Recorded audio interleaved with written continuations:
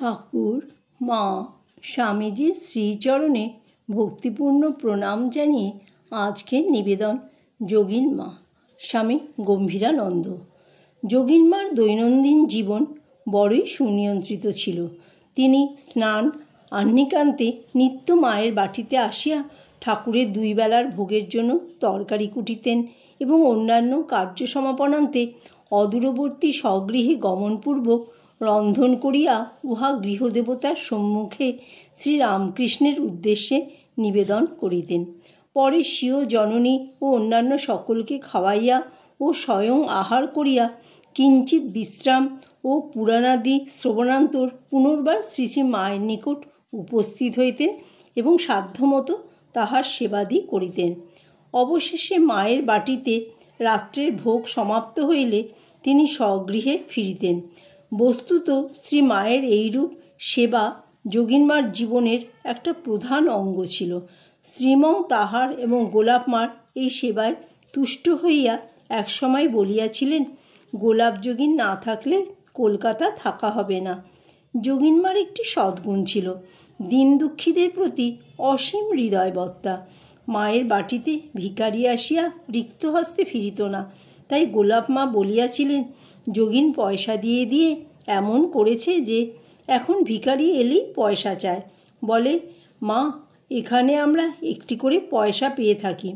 তীর্থাদিতে তিনি যথেষ্ট অর্থ বিতরণ করিতেন ও লোকজনদের খাওয়াইতেন। জয়রামবাটি প্রভৃতি স্থানে মায়ের জনগণের সেবা দিত তিনি যথাসাধ্য অর্থ ব্যয় করিতেন। যোগীনমা গৃহে বাস করিলেও তন্ত্রসাধক শ্রীযুক্ত ঈশ্বরচন্দ্র চক্রবর্তীর নিকট কৌল সন্ন্যাস গ্রহণপূর্বক তান্ত্রিক দেবী পূজার গুহ তত্ত্ব শিক্ষা লইয়াছিলেন এবং নিষ্ঠা সহকারে তদনুরূপ সাধনও করিয়াছিলেন।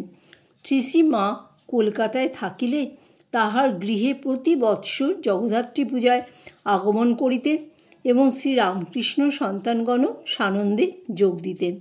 শ্রীরামকৃষ্ণগত প্রাণা যোগীনমার দৈবীভক্তির সহিত একটি অতি মনোহর উদার ভাবও মিশ্রিত ছিল।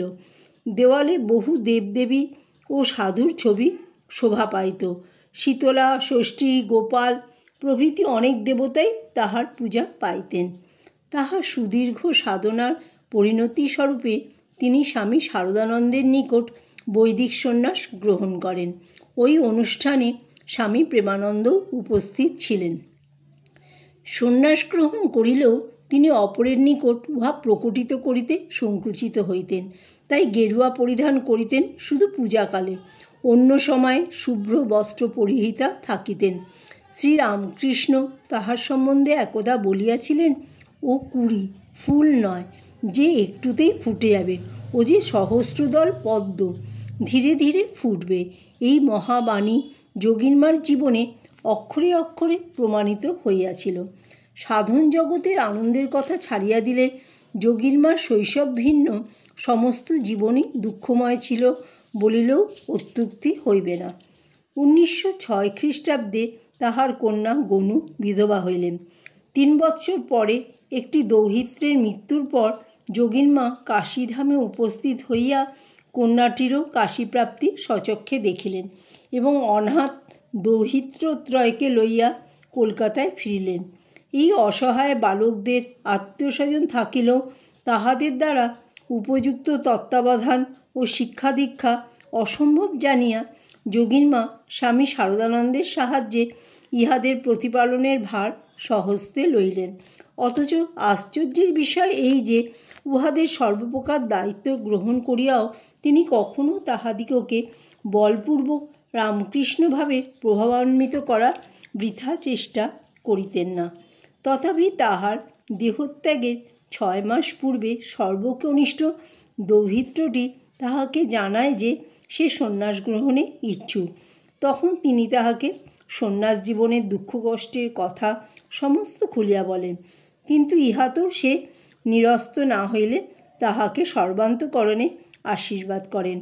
1914 অব্দে যোগীনমার মাতা গঙ্গালাভ করেন। যোগীনমাই ছিলেন বৃদ্ধার একমাত্র সন্তান, সুতরাং তাহার এই দারুণ শোকের অবধি ছিল না। দেহত্যাগের পূর্বে যোগীনমা 2 বৎসর বহুমূত্র রোগে ভুগিতেছিলেন। এই রোগ যন্ত্রণার মধ্যেও তিনি প্রায় প্রত্যহ সুমধুর কণ্ঠে গোপাল গোপাল উচ্চারণ করিতে করিতে ভাবসমাধিতে মগ্ন হইতেন। শ্রীরামকৃষ্ণ তাকে বলিয়াছিলেন যে এই যুগে গোপালভাবে সাধনা বিশেষ ফলদায়ক।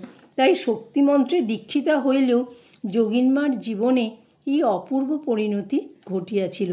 শেষ দিন যতই ঘনাইতে লাগিল ততই তিনি ভগবান ব্যতীত আর সমস্তই যেন ক্রমে ভুলিতে থাকিলেন।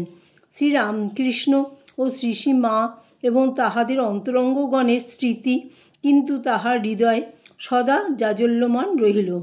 2-3 দিন বাক্যালাপ বন্ধ আছে এবং তরল খাদ্যগ্রহণেও তাহার সম্পূর্ণ অসম্মতি রহিয়াছে লক্ষ্য করিয়া স্বামী শারদানন্দ চিকিৎসককে পরীক্ষা করিয়া দেখিতে বলিলেন ইহা রোগজনিত আচ্ছন্নতা কিনা।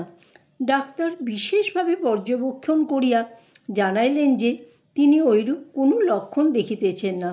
তখন স্বামী শারদানন্দ উপস্থিত সকলকে জানাইলেন যে শ্রীরামকৃষ্ণ একদিন যোগিনমাকে বলিয়াছিলেন, ব্যাকুল হইও না গো, মরণকালে তোমার সহস্রদল পদ্ম বিকশিত হবে, তোমায় পরম জ্ঞান দান করবে।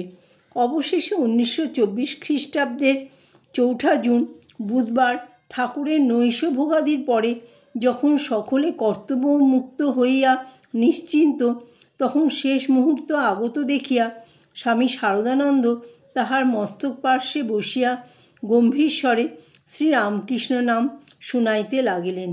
তদাবস্থায় যোগিনমা রাত্রি 10:25 সময় শ্রীরামকৃষ্ণ পদপদ্মে মিলিত হইলেন। জয় ঠাকুর, জয় মা, জয় স্বামীজি।